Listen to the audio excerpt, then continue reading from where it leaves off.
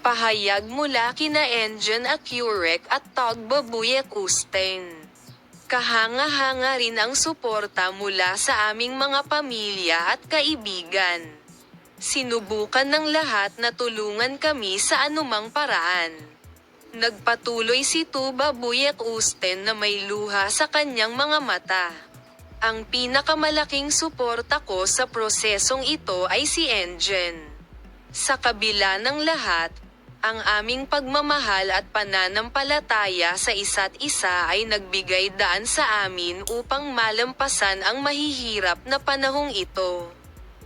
Malaki ang naitulong ng fighting spirit at positibong saloobin ni Incy sa kanyang paggaling. Ang positibong resulta ng paggamot kay Engin Acurec ay nagpabago sa pag-asa ng mag-asawa para sa hinaharap. Sinabi ni Tagba na ang kondisyon ng kalusugan ni Engin ay bumubuti araw-araw at si Engin ay mas mabuti na ngayon. Ang mundo ay gumuho sa paligid natin nang matanggap natin ang balitang ito.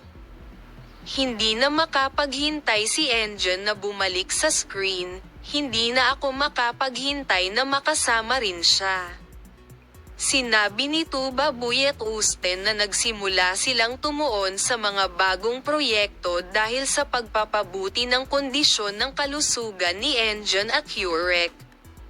Naghahanda na si Engin na bumalik sa serye. Babalik na siya sa sets after a long break. We are currently working on many projects.